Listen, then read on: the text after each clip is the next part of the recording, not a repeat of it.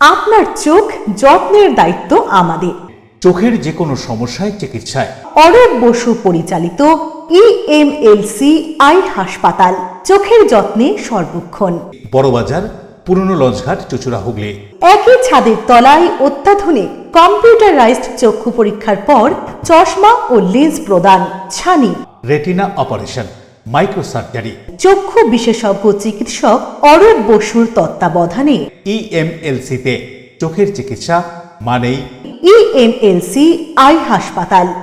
মোবাইলে যোগাযোগ 9874879507, আরও একটি নম্বর 9903077221, এছাড়া 9875466020 ইএলএমসি।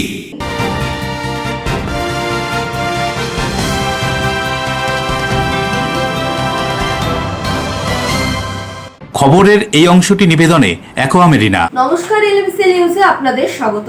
আপনাদের সাথে আমি প্রিয়াশা। বিস্তারিত খবরে যাব, তবে তার আগে দেখে নেব হেডলাইন্স।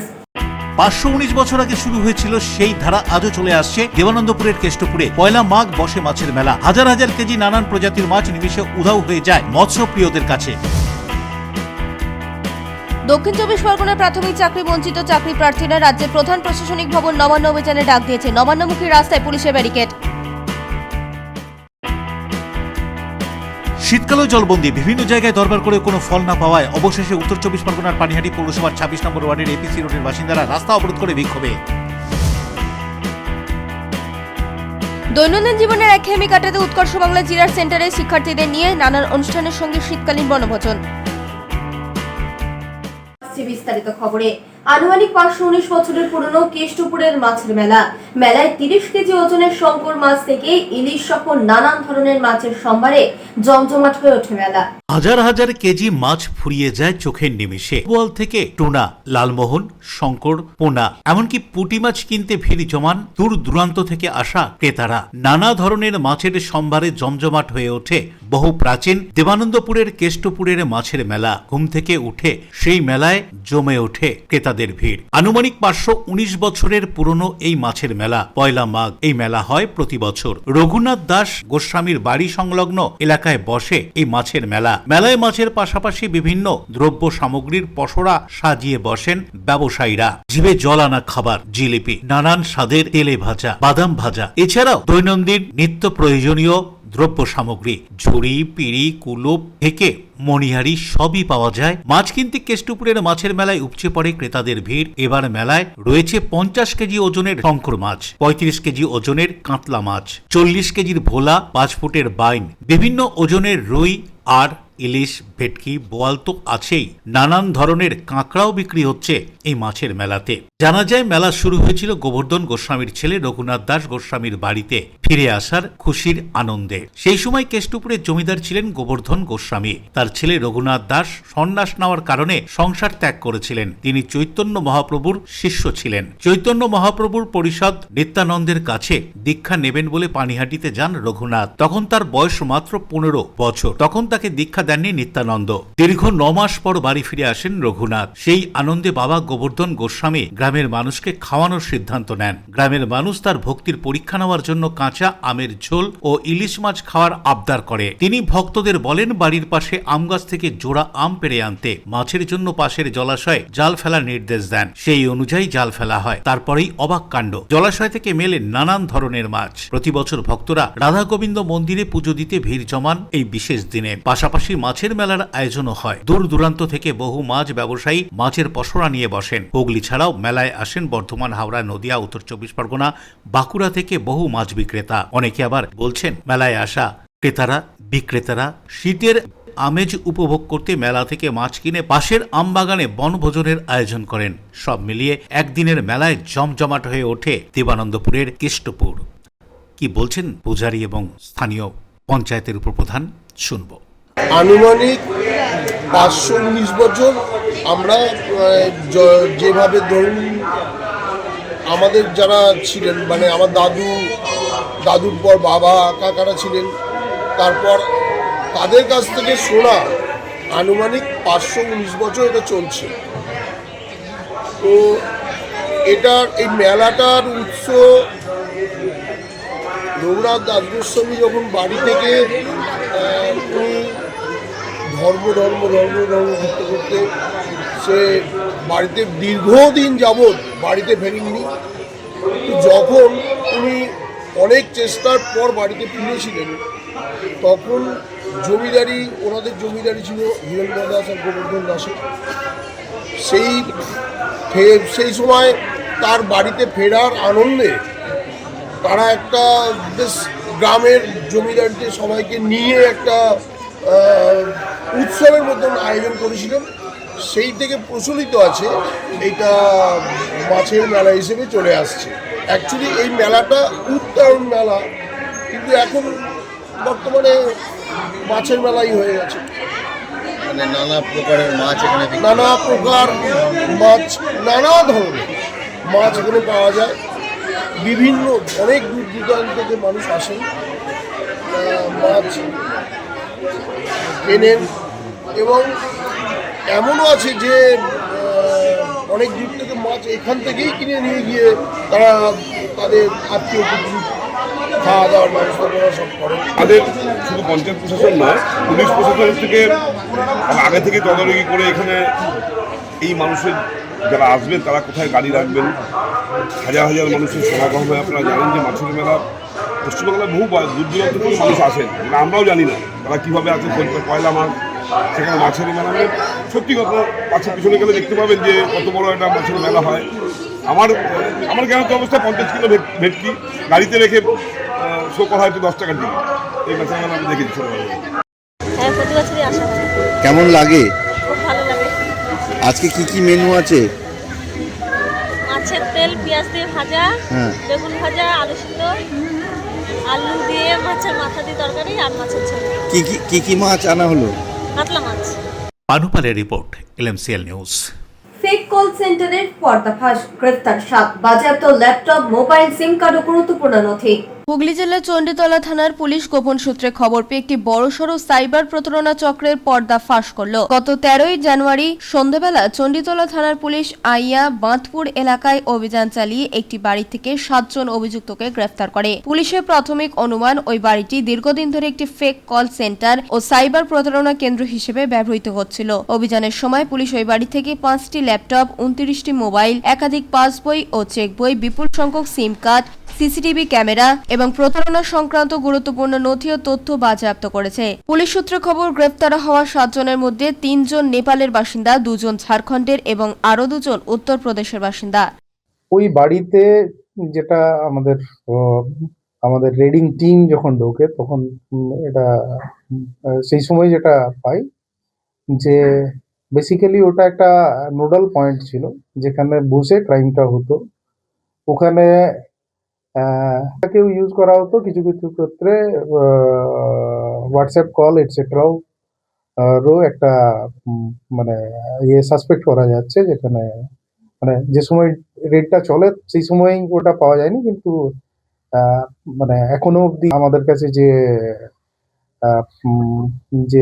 এভিডেন্স যেগুলো বিল্ড আপ হচ্ছে তাতে মনে হচ্ছে যে হোয়াটসঅ্যাপ কলিং এবং হতো, মানে some kind of call centre type of activity. সেই বাড়িতে রেড করে এবং বাড়িতে রেড করার পরে বাড়িতে তারা অলমোস্ট ফোর্সফুলি এন্টার করে এবং করার পরে দেখতে পাই যে ওখানে 7 জন আছেন এবং তাদের অ্যাক্টিভিটিস কোয়েশ্চেনেবল।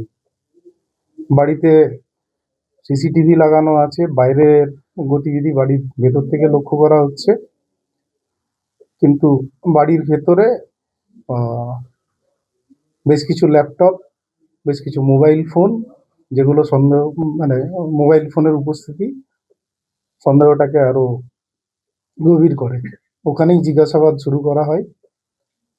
জিজ্ঞাসাবাদের উত্তর স্যাটিসফ্যাক্টরি না হয় পরবর্তীকালে থানায় এসে আরো ডিটেলসে জিজ্ঞাসাবাদ করা হয়। Bureau report, LMCL news. 18ই জানুয়ারি সিঙ্গুরে প্রধানমন্ত্রীর সভায় সাধারণ মানুষকে উপস্থিত থাকার আহ্বান বিজেপির। সাংবাদিক সম্মেলনে বিজেপি নেতৃত্ব।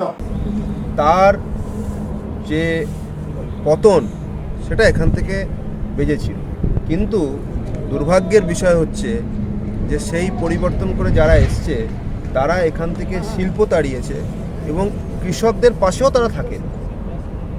এরকম একটা সময় আজকে যেখানে জঙ্গল রাজ চলছে, যেখানে ভুয়ো ভোটারের ভরে গেছে, যেখানে এই সরকারের যিনি মুখ্য রানী তিনি নিজে, আমি চুরি বলবো না, ডাকাতি করছে ফাইল, একজন ইডি যখন রেড হচ্ছে সেই সময় কালকে কোর্টের অর্ডার তাদের বিরুদ্ধেও গেছে। এই রকম একটা সময়তে প্রধানমন্ত্রী নরেন্দ্র দামোদর দাস মোদিজির জনসভা হচ্ছে।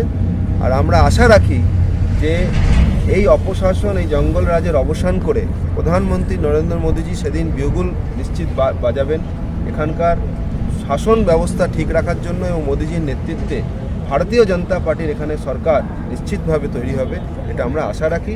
এবং এই বিষয়তে আপনারা যারা ছোট ছোট আকারে সবাই হয়তো দেখে, কিন্তু আমাদের কাছে আপনারা হচ্ছে খুব বড় ইনফ্লুয়েন্সার, যাদের মাধ্যমে সমাজ পরিবর্তন আপনারা করতে পারেন। আপনাদের মাধ্যমে সমাজের দিক নির্দেশন ঠিকঠাক হয়। আপনারা সমাজের ভিউ মেকার্স আছেন, আপনারা সমাজের পলিসি মেকাर्सও আছেন। को दूर रखे और यहाँ की सरकार की गलत नीतियों की वजह से यहाँ के जो चाषी है, जो कृषक है, किसान भाई है, उनको भी फ़ायदा नहीं मिला। तो 34 साल का वामपंथी सरकार को जाने के बाद जो तृणमूल की सरकार आई है वो जंगल राज चला रही है, क्योंकि वो एक ऐसी सरकार चला रही है जिनकी मुखिया खुद, मैं तो चोरी नहीं बोलूँगा कि डकैत करती है, कि फ़ाइल उठा के भाग जाती है। सरकारी रेट के समय वो फाइल उठा के भागती है। मतलब ये लोगों के बारे में वो क्या मैसेज देना चाहती है कि लोग यहाँ के एडमिनिस्ट्रेशन को ना माने, पुलिस को ना माने, ऐसा जो शासन व्यवस्था को तोड़ने की जो भूमिका वो पालन कर रही है।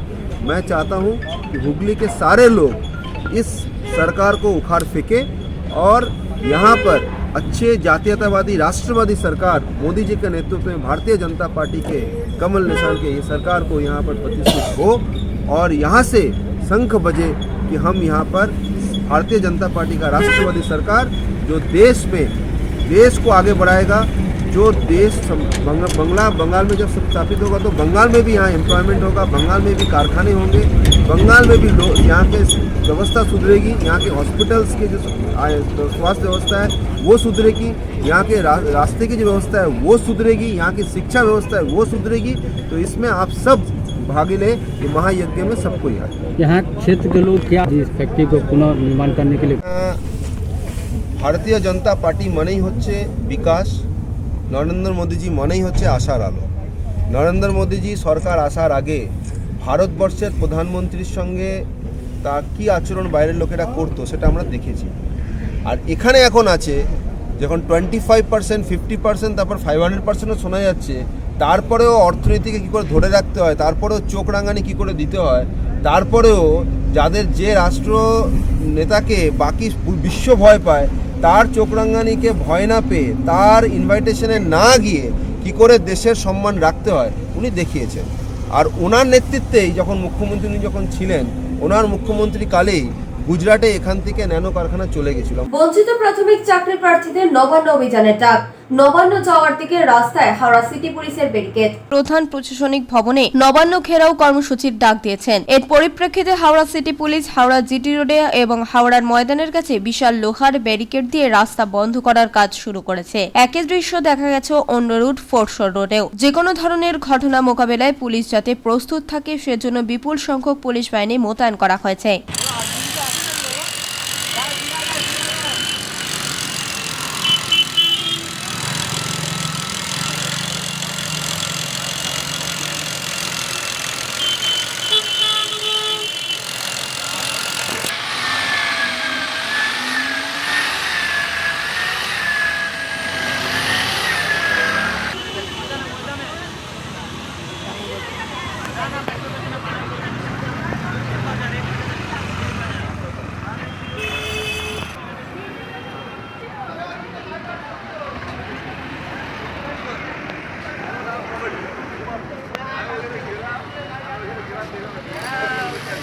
দেবকুমার দেবের রিপোর্ট, এলএমসিএল নিউজ।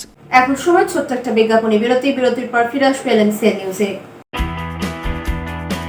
শীতকালেও জলবন্দি, বিভিন্ন জায়গায় দরবার করে কোনো ফল না পাওয়ায় অবশেষে উত্তর 24 পরগনার পানিহাটি পৌরসভার 26 নম্বর ওয়ার্ডের এপিসি রোডের বাসিন্দারা রাস্তা অবরোধ করে বিক্ষোভে। দৈনন্দিন জীবনের একঘেয়েমি কাটাতে উৎকর্ষ বাংলা জিরার সেন্টারে শিক্ষার্থীদের নিয়ে নানান অনুষ্ঠানের সঙ্গে শীতকালীন বনভোজন।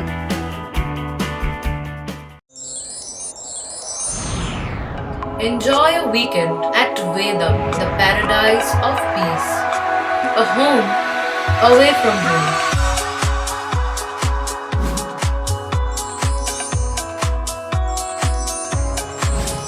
See yourself resonating with the nature. Vedam welcomes you to create your best memories.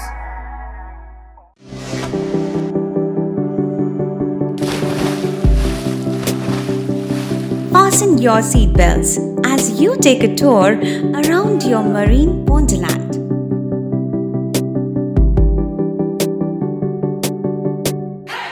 Spend a day at Aqua Marina and enjoy an array of water slides that give you butterflies in your tummy.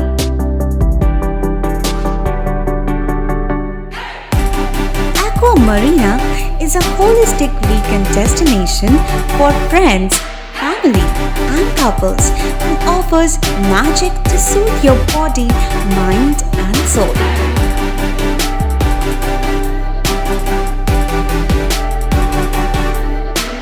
Aqua Marina, your customized magician. Welcome aboard and see the magic unfold.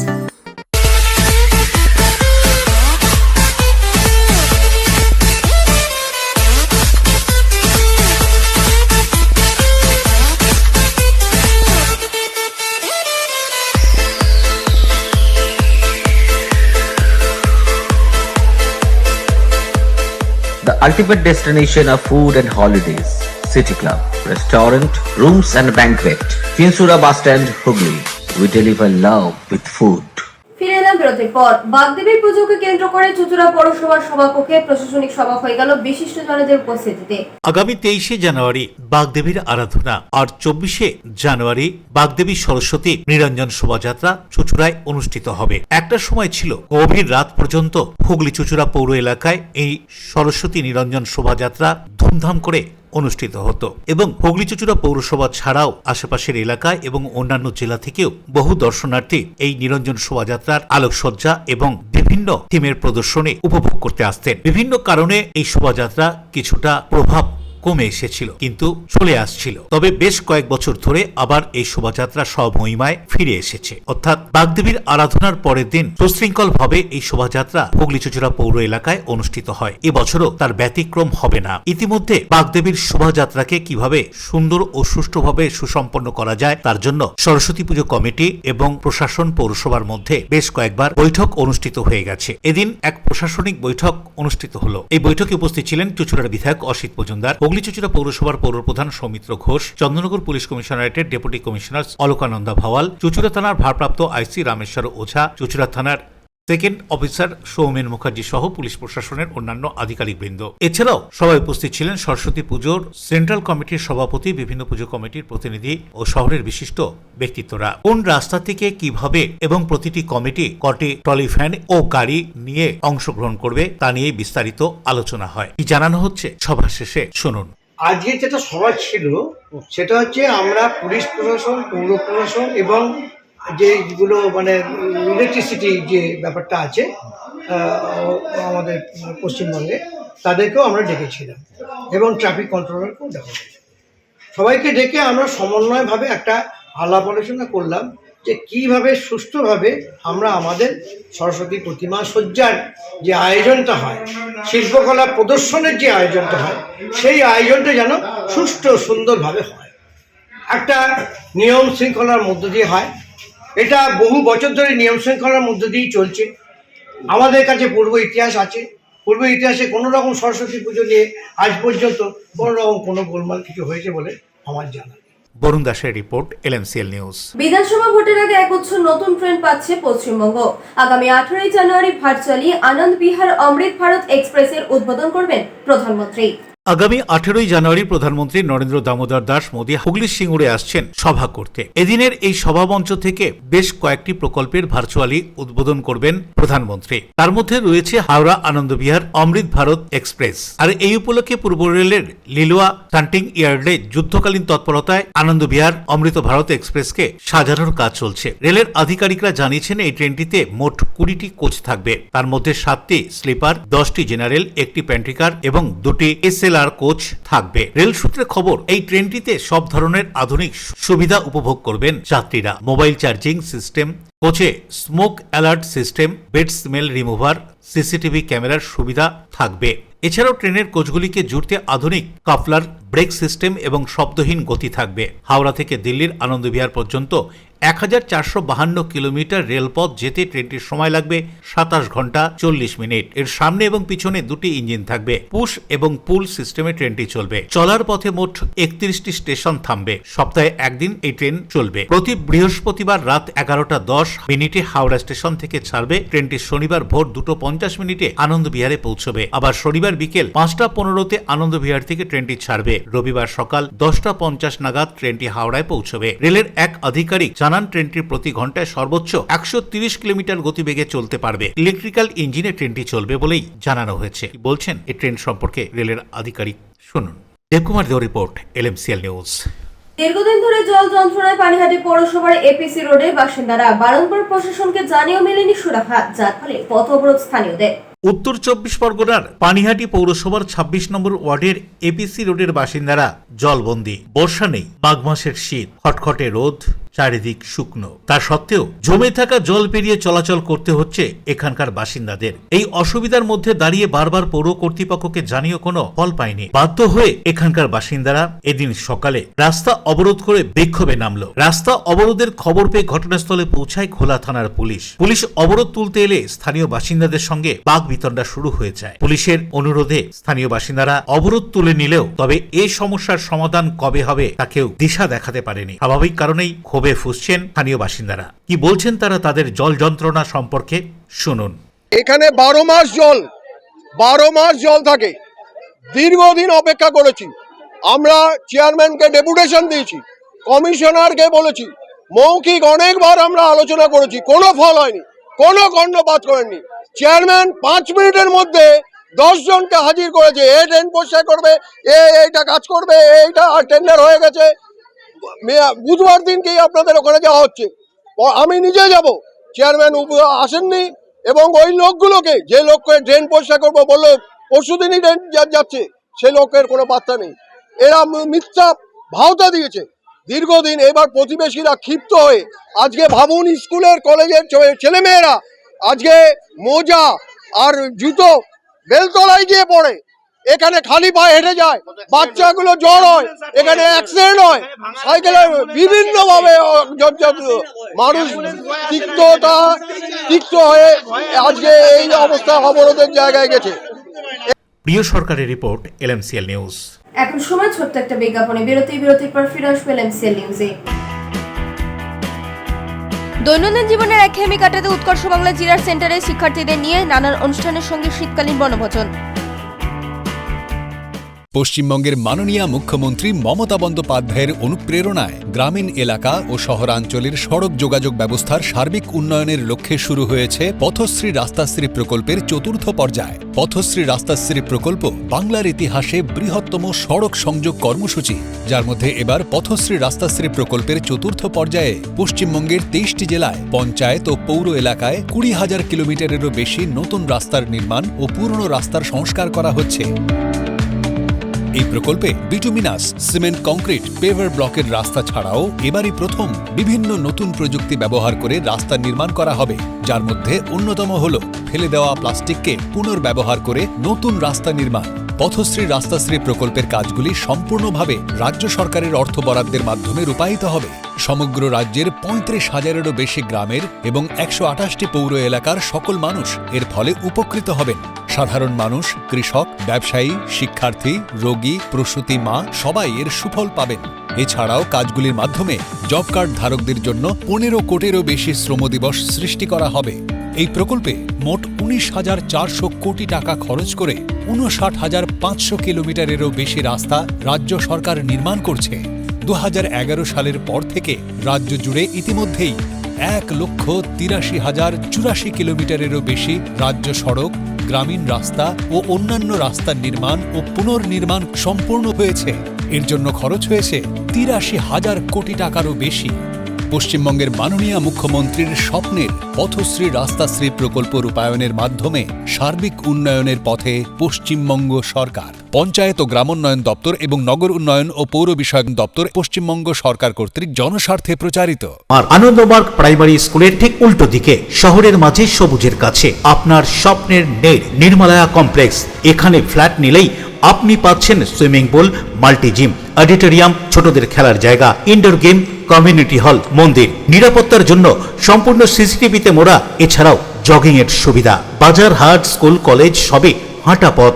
নির্মলায়া complex, ভুবনপতি projects private limited, জ্যোতিষ মার্গ, খাদিনার মোড়, Ananda Marga primary স্কুলের ঠিক বিপরীতে, চুচুড়া। মোবাইলে যোগাযোগ 8961296081। আরও একটি নম্বর 9062320433। আপনার স্বপ্নের নির্মলায়া complex. Leading e-vehicle manufacturer of India, Hugli Motors. Now introducing Electric Auto, Butterfly XL EV, a new generation of transportation with the power of lithium battery. E-Auto, more powerful, more strong and more mileage. Stay connected with Hugli Motors. भरोसे की बात हर सफर में साथ। বারবার নয়, একবারই মানুষ শখের বাড়ি তৈরি করে। আপনার শখের পছন্দের প্রিয় বাড়ির পছন্দের ও উন্নত মানের মার্বেল থেকে ডাইনিং, কিচেন, বাথরুম থেকে দেওয়ালের জন্য যেরকমটি ফিটিংস চাইবেন ঠিক সেই ফিটিংসই নামী কোম্পানির পাবেন আমাদের অমৃত মার্বেল সেন্টারে। ঠিকানা হুগলি স্টেশন সংলগ্ন কানাগড় প্রাইমারি স্কুলের সামনে। অমৃত মার্বেল সেন্টার। চুলের বিশেষ চিকিৎসা, টাকপোকা, খুশকি সংক্রান্ত কেশ সমস্যা ছাড়াও শিশুরোগ, বাত, অর্শ, টিউমার, ফিস্টুলা, হাঁপানি, সেতি, ক্যান্সার, যৌনরোগ, স্ত্রীরোগ, চর্মরোগ, ব্রণ, সুগার, থাইরয়েড এবং অন্যান্য জটিল ও পুরনো রোগের চিকিৎসায় doctor PK Ghosh, doctor Rina Ghosh, DMS MH medical college হাসপাতাল, কলকাতা। বসছেন সিঙ্গুর, বলরামবাটি, ভদ্রেশ্বর, কলকাতা, নান্দা, আকাশীরভাটা, রাজার বাথান, উদয়সঙ্গ, চুচুড়া স্টেশন রোড, মানকুণ্ডু, চন্দননগর। কোথায়, কখন, কবে পাবেন তা জানতে মোবাইলে যোগাযোগ করুন 9239473066।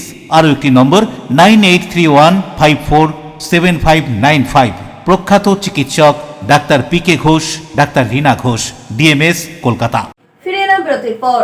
শালিমার জিআরপির সামনে অস্থায়ী দোকান এবং দোকানের সামনে থাকা ছোট ম্যাটাডোরে অগ্নিকাণ্ডের ঘটনাস্থলে দমকলের 2টি ইঞ্জিন পৌঁছে আগুন নিয়ন্ত্রণে আনে। শালিমার জিআরপি থানার সামনে কয়েকটি অস্থায়ী দোকানে আগুন। দোকানের সামনে থাকা একটি ছোট ম্যাটাডোরেও আগুন ধরে যায়। ঘটনায় চাঞ্চল্য এলাকায়। খবর পেয়ে দমকলের 2টি ইঞ্জিন ঘটনাস্থলে পৌঁছে আগুন নিয়ন্ত্রণে আনে। আগুন কিভাবে লাগলো সেটা শেষ খবর পাওয়া পর্যন্ত জানা যায়নি। নমস্কার, আমি তপন কুমার মণ্ডল, হাওড়া ফায়ার স্টেশন থেকে এসেছি। এখানে ওই জিআরপিএফ এর থানার সামনে ও আনলিগেল যেটা ঝুপড়ির দোকান, যেটা টায়ার আনঅফিসিয়ালি যে রাখে, ওনাদের অনেক টায়ার ছিল সেগুলো এবং ঝুপড়ি ছিল, সেগুলোতে আগুন লাগে। এবং আমরা হাওড়া থেকে একটা ফায়ার ব্রিগেড এবং শিবপুর থেকে একটা ফায়ার ব্রিগেড, দুটো গাড়ির টেন্ডার নিয়ে এসেছিলাম। তো আপাতত আগুন কন্ট্রোলে এবং এগুলো আনঅফিসিয়ালি সব যেগুলো আনলিগেল টায়ার দোকান এবং ঝুপড়ি, সেগুলো আগুন লেগেছিল। এবং আপনাদের সামনে যেটা দেখা যাচ্ছে হ্যাঁ, একটা গাড়ি যেটাতে প্লাস্টিকের যত কিছু মানে রেপিস প্লাস্টিকের যে কাগজ, না কেউ ইনজুয়ার্ড না, নিমিয়ে দিয়েছি আগুন কন্ট্রোলে। আমি Tapan Kumar Mondal, Howrah fire station officer. Debkumar দেবের report, LMCL news. Telinipara Bhadreswar উচ্চ বালিকা বিদ্যালয়ের 50 বছর পূর্তি উপলক্ষে বিদ্যালয় কর্তৃপক্ষ নানান কর্মসূচির আয়োজন করেছে। এদিন ছাত্রছাত্রীদের নিয়ে প্রভাত ফেরির আয়োজন করে। ভদ্রেশ্বর গার্লস হাই স্কুলের 75 বছর পূর্তি হচ্ছে আজকে। তার সেই 75 বছর পূর্তির একটা র্যালি ছিল। সেই র্যালিতে অনেক কালচারাল প্রোগ্রামের ব্যবস্থা ছিল। বাচ্চারা বিভিন্ন সাংস্কৃতিক অনুষ্ঠানে অংশগ্রহণ করেছে। আমাদের গতকাল থিম সং আর লোগোর উদ্বোধন হয়ে গেছে, শুভ সূচনা হয়ে গেছে গতকালই। সেই সূচনা করেছেন ভদ্রেশ্বর পৌরসভার সম্মানীয় চেয়ারম্যান স্যার। গতকালও একটা খুব সুন্দর সাংস্কৃতিক অনুষ্ঠানও এখানে হয়েছে, আর আজকে তো আপনারা নিজেরাই তার সাক্ষী হয়েছেন। এই বিদ্যালয়ের 75 বছরের যে দীর্ঘ ইতিহাস, সেই ইতিহাসে খুব গৌরবময় একটা অধ্যায় রয়েছে। আমরা সবাই মিলে চেষ্টা করব সেই স্কুলের সুনামটা যাতে আমরা বজায় রাখতে পারি। বছরে আমাদের যে সমস্ত কর্মসূচি রয়েছে তার মধ্যে বাচ্চাদের এগিয়ে দেওয়ার জন্য আমরা কিছু পরিকল্পনা করেছি। যেমন আমি বলবো যে এখানে আমি এসে জয়েন করার পরেই এইচএস সেকশনের জন্য দুটো সাবজেক্ট আমি এনেছি, নিউট্রিশন আর কম্পিউটার অ্যাপ্লিকেশন। বাচ্চাদের এতে সুবিধা হয়েছে, ওরা এই সাবজেক্টগুলোর জন্য আমাকে বলেছিল। আমি আসার পরেই আমাদের টিচাররাও বারবার বলেছিলেন যে এই দুটো সাবজেক্ট হলে বাচ্চাদের পক্ষে ভালো হয়, এরা অনেক সময় সাবজেক্টগুলো না পেয়ে অন্য স্কুলে চলে যায়, সেটা যাতে না হয় আমি আসার পরেই এটা করেছি। তো বাচ্চারা খুব খুশি। এরপর আমার ইচ্ছা আছে যে ওদের জন্য যাতে ল্যাবগুলোকে ভালো করা যায় সেটা, আর ওদের আরও কিছু ব্যবস্থা করা। ওদের মহিলাদের স্বনির্ভর করে গড়ে তুলতে পশ্চিমবঙ্গ সরকারের প্রকল্প উৎকর্ষ বাংলা। এই প্রকল্পে জিরাট সেন্টারের উদ্যোগে শিক্ষার্থীদের নিয়ে দৈনন্দিন জীবনের একঘেয়েমি কাটাতে নানান অনুষ্ঠানের আয়োজন করা হয়ে থাকে। এদিন হয়ে গেল শীতকালীন বনভোজন।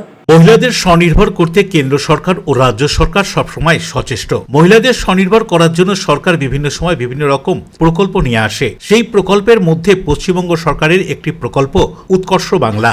এই প্রকল্পে মহিলাদের সেলাই শিখিয়ে স্বনির্ভর করে গড়ে তোলাই মূল উদ্দেশ্য সরকারের। এই প্রকল্পের মধ্যে ছোট ছোট ছেলেমেয়েদের পোশাক, মহিলাদের নিত্য নতুন ডিজাইনের বিভিন্ন পোশাক এবং স্কুল ড্রেস, পুরুষদের পাঞ্জাবি, শার্ট ডিজাইন করে কাটা ও সেলাই শেখানো হয়। উৎকর্ষ বাংলার হুগলির জিরাটের প্রশিক্ষণ ফতেমা খাতুন বেশ কয়েক বছর ধরে সফলতার সঙ্গে এখানকার শিক্ষার্থীদের প্রশিক্ষণ দিয়ে আসছে। এই কেন্দ্র থেকে প্রশিক্ষণ নিয়ে বহু ছাত্রী আজ প্রতিষ্ঠিত। প্রতি বছরই এখানকার প্রশিক্ষক ফতেমা খাতুন এখানকার শিক্ষার্থীদের নিয়ে শীতকালীন বনভোজনের আয়োজন করে থাকে। এবছরও সেই বনভোজন হয়ে গেল। দৈনন্দিন জীবনের একঘেয়েমি কাটাতে গোটা বছর ধরেই হাতে কলমে শিক্ষার পাশাপাশি নানান ধরনের অনুষ্ঠানের আয়োজন করে থাকে এই কেন্দ্রের প্রশিক্ষক সহ পরিচালন কমিটি। এই অনুষ্ঠানের মধ্যে রয়েছে সেন্টারেই আয়োজিত নিজেদের তৈরি পোশাক ফ্যাশন শো, আর এদিনের বনভোজন সেই অনুষ্ঠানেরই অঙ্গ। এই বনভোজনে উপস্থিত থাকতে পেরে খুশি এখানকার শিক্ষার্থীরাও। কি জানাচ্ছেন তারা, শুনুন।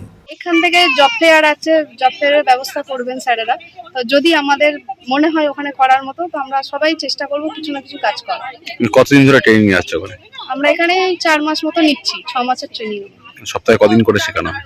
সপ্তাহে 6 দিন ক্লাস হয়, 390 ঘন্টার ক্লাস এটা। আপনি কতদিন ট্রেনিং নিচ্ছেন? আমি 3 মাস নিচ্ছি।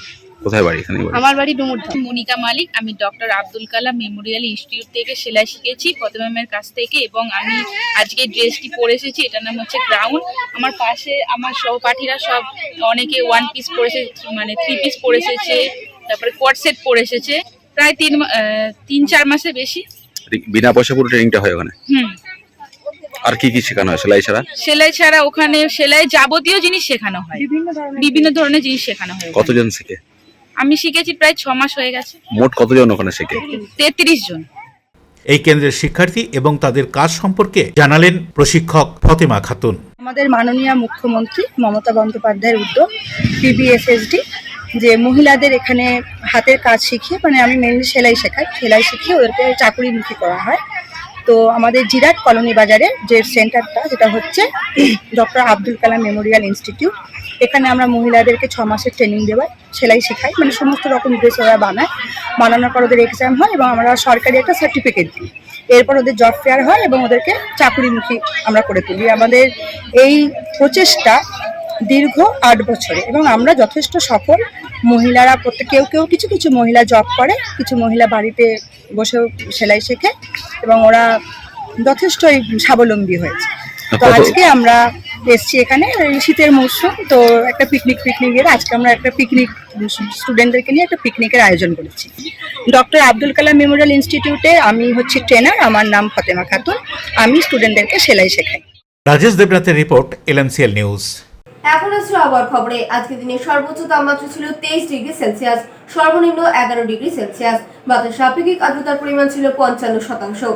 এখনকার মতো LMC নিউজ এ পর্যন্তই। প্রতিদিন নিউজ দেখুন সন্ধ্যে 7টা, রাত 11টা, সকাল 9:30, দুপুর 1:30। নমস্কার।